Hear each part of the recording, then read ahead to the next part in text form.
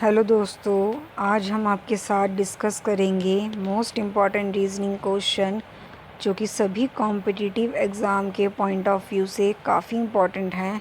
तो चलिए बिना टाइम वेस्ट किए अब हम अपना फर्स्ट क्वेश्चन देखते हैं।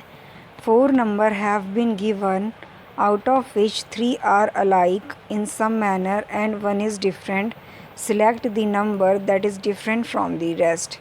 इसका मतलब है जो आपको 4 ऑप्शंस दे रखे हैं, इनमें से जो सबसे अलग है, जिसका फॉर्मेट बाकी 3 से अलग है, वो आपको बताना है। सभी ऑप्शंस को देखेंगे। 224, 194, 360, 528। तो ये किसी ना किसी नंबर के स्क्वायर के नियरेस्ट हो रहा है। जैसे जो आपका फर्स्ट ऑप्शन है 224, वो 15 के स्क्वायर के नियरेस्ट है। 15 का स्क्वायर क्या होता है? 225। जो ऑप्शन बी है 194, वो हमारा 14 के स्क्वायर के नियरेस्ट हो रहा है। 14 का स्क्वायर होता है 196। जो हमारा ऑप्शन सी है 360, वो हमारा नियरेस्ट स्क्वायर है 19 के। 19 का स्क्वायर होता है 361। जो हमारा लास्ट ऑप्शन है 528, वो हमारा नियरेस्ट स्क्वायर है 23 का, और 23 का जो स्क्वायर होता है वो होता है 529। अगर आप इन सभी स्क्वायर्स में से -1 कर देंगे तो आपको जो ऑप्शंस में गिवन नंबर्स हैं वो मिल जाएंगे। 15 वाले के लिए 224 मिल जाएगा, 361 के लिए 360 मिल जाएगा -1 करने के बाद। 196 में से अगर आप 1 माइनस करेंगे तो आएगा 195, और हमें गिवन है 194। इट मीन्स जो हमारा ऑप्शन बी है वो उस फॉर्मेट का नहीं है जैसा क्वेश्चन की डिमांड थी। तो इसलिए इसका जो करेक्ट आंसर है वो है 194। तो चलिए अब हम अपना नेक्स्ट क्वेश्चन देखते हैं। If driver is coded as 74 and spirit is coded as 89, then how will rename be coded as. इसका मतलब है ड्राइवर को हमने कोड दे रखा है 74, स्पिरिट को हमने कोड दे रखा है 89। तो हमसे पूछ रहा है कि रीनेम का क्या कोड होगा। इस टाइप के क्वेश्चन सॉल्व करने के लिए आपको सभी अल्फ़ाबेट्स की पोजीशन याद होनी चाहिए। जैसे डी की जो पोजीशन होती है वो होती है 4, डी की पोजीशन होती है 4, आर की पोजीशन होती है 18, आई की पोजीशन होती है 9, वी की होती है 22, ई की होती है 5, ये मैं ऊपर लिख रही हूँ पर ये नीचे आएगा क्योंकि स्पेस कम है, और आर की होती है 18। जब आप इन सब का ऐड कर देंगे तो ये हो जाएगा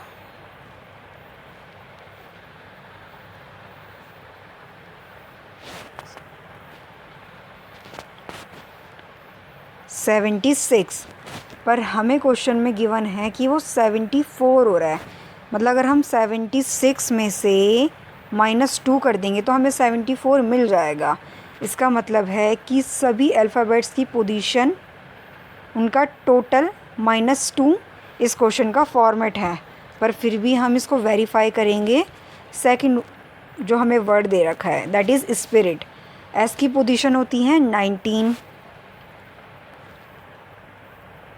पी की पोजीशन होती है 16, आई की पोजीशन होती है 9, आर की पोजीशन होती है 18, आई की पोजीशन होती है 9, और टी की पोजीशन होती है 20। तो इन सब का भी अगर हम सम करेंगे तो ये हो जाएगा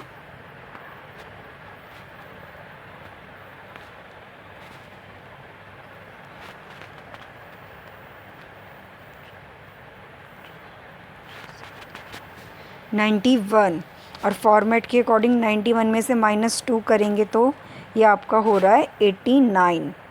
इट मीन्स ये वही वाला फॉर्मेट फॉलो कर रहा है कि सभी अल्फ़ाबेट्स की पोजीशन, उनका सम करने के बाद -2। तो चलिए जो अब हमारा मेन क्वेश्चन है रीनेम की पोजीशन, रीनेम को हमने कैसे कोड किया होगा तो अब हम वो देखेंगे। रीनेम, आर की पोजीशन होती है 18, ई की पोजीशन होती है 5, एन की पोजीशन होती है 14, ए की पोजीशन होती है 1, एम की पोजीशन होती है 13, और ई की पोजीशन होती है 5। इन सब का सम हो रहा है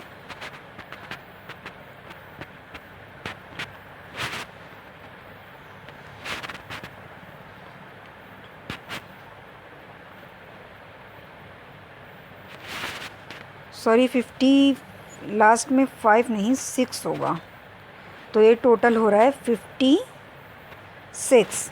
तो फॉर्मेट के अकॉर्डिंग 56 में से -2 करेंगे तो क्या आएगा 54। तो चलिए अब हम अपने ऑप्शंस में से मैच करते हैं। लास्ट वाला नहीं है 52, 51 भी नहीं होगा, 50 भी नहीं होगा। तो देखिए हमें हमारा आंसर मिल गया है ऑप्शन ए 54। इस टाइप के क्वेश्चन को सॉल्व करने के लिए आपको सभी अल्फ़ाबेट्स की पोजीशन याद होना बहुत ज़रूरी है। तो चलिए अब हम अपना नेक्स्ट क्वेश्चन देखते हैं। 18 and 17 and 67 is equal to 6, 7, 1, 8, 1, 7. 19 and 34 and 94 is equal to 9, 4, 1, 9, 3, 4. And find the value of 42 and 76 and 54. इस टाइप के क्वेश्चंस जो होते हैं वो भी पेपर में काफ़ी पूछे जाते हैं। जहाँ पे ये एंड है यहाँ पर आपको स्टार भी दे सकता है, पेपर में हैश भी दे सकता है, पर हमारा साइन से कोई लेना देना नहीं है। हमें देखना है कि ये किस फॉर्मेट से क्या बन रहा है। जैसे कि 18 जो स्टार्टिंग में है, 18 जो स्टार्टिंग में है वो इक्वल टू के बाद मिडिल में है। 17 जो मिडिल में है वो इक्वल टू के बाद लास्ट में है, और 67 जो लास्ट में है वो इक्वल टू के बाद स्टार्टिंग में है। इट मीन्स ये कैसा फॉर्मेट सेट कर रहे हैं 1। अगर हम इन सब की नंबरिंग कर दे तो ये हो रहा है 1, 2, 3, और इज़ इक्वल टू के बाद ये कैसा फॉर्मेट बना रहे हैं 3, 1, 2। वेरीफाई करने के लिए आप इसको भी नंबरिंग दीजिए 1, 2, 3, और इज़ इक्वल टू के बाद देखिए सबसे पहले 3 वाला लिखा है दैट इज़ 94, उसके बाद 1 वाला लिखा है दैट इज़ 19, और लास्ट में 2 वाला लिखा है दैट इज़ 34। इट मीन्स हमारा जो क्वेश्चन हमसे पूछा है वो भी यही फॉर्मेट फॉलो करेगा। तो चलिए अब इसकी भी हम पहले नंबरिंग कर लेते हैं 1, 2, 3, और फॉर्मेट क्या बन रहा था 3, 1, 2। तो 3 की जगह पे क्या है 54, 1 की जगह पे क्या है 42, और 2 की जगह पे क्या है 76। तो अब कुछ नहीं करना है, बस ऑप्शन से मैच कर लीजिए। ऑप्शन नंबर फर्स्ट देखेंगे तो स्टार्टिंग का मैच हो रहा है 54, मिडिल वाला मैच नहीं हो रहा है बिकॉज ऑप्शन में 76 है और हमें 42 चाहिए, तो फर्स्ट वाला कैंसिल हो गया है। ऑप्शन नंबर सेकंड देखिए 76 और 54, ये तो स्टार्टिंग में ही कैंसिल हो गया, छोड़ो इसे। नेक्स्ट देखिए 42, ये भी स्टार्टिंग में ही कैंसिल हो गया है, तो बचा हुआ लास्ट ऑप्शन ही हमारा करेक्ट होगा जो कि है 54, 42 और 76। तो चलिए अब हम अपना नेक्स्ट क्वेश्चन देखते हैं। Select the option that is related to the third term in the same way as the second term is related to the first. 3 जो है किसी फॉर्मेट से 25 के साथ रिलेट कर रहा है, तो हमें बताना है 4 कितने के साथ रिलेट करेगा। तो देखिए 3 के बाद स्टार्टिंग में यहाँ पर 2 है, और अगर हम 3 + 2 करें तो होता है 5, और 5 का स्क्वायर आप सभी को पता होगा दैट इज़ 25, जो कि क्वेश्चन में दिया हुआ है।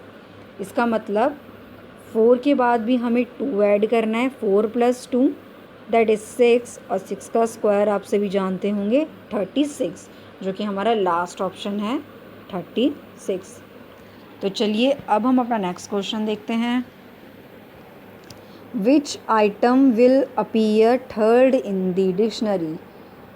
एसएससी स्टेनोग्राफर में इस टाइप के क्वेश्चन 2 से 3 आ जाते हैं, तो ये भी कहीं ना कहीं मोस्ट इम्पॉर्टेंट बन ही जाता है एसएससी के हिसाब से। तो चलिए अब देखते हैं इन्हें सॉल्व कैसे करते हैं। सबसे पहले तो इसे अपनी नोटबुक पे लिख लीजिए, जैसे PAIR,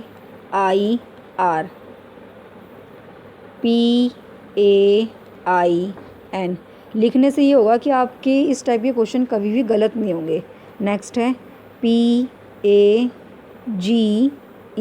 और लास्ट है PALL। तो देखिए स्टार्टिंग में P सब में कॉमन है, कैंसिल। A भी सब में कॉमन है, कैंसिल। I की पोजीशन क्या होती है 9, I की पोजीशन क्या होती है 9, G की पोजीशन क्या होती है 7, L की पोजीशन क्या होती है 12। इट मीन्स जो ये लास्ट वाला है ये लास्ट में ही आएगा और पहले नंबर पे क्या आएगा हमारा पेज। पर हमसे क्वेश्चन में पूछा है कि थर्ड नंबर पे क्या आएगा, तो पेन और पेयर में जो आई है वो कॉमन है, तो ये भी यहाँ से हट गया। आर की पोजीशन होती है 18 और एन की पोजीशन होती है 14। तो पहले एन आएगा या 18 आएगा, सॉरी पहले 14 आता है या 18 आता है, तो पहले आता है 14। इट मीन्स फर्स्ट नंबर पे पेज, सेकंड नंबर पे पेन और थर्ड नंबर पे पेयर, जो कि हमारा क्वेश्चन था। तो इसका फाइनल आंसर हो जाएगा pair, that is option A. हम ये रीजनिंग सीरीज़ डेली 6 PM पर लाएंगे, तो अपनी रीजनिंग प्रैक्टिस को बूस्टअप करने के लिए हमारे साथ बने रहें। Thank you.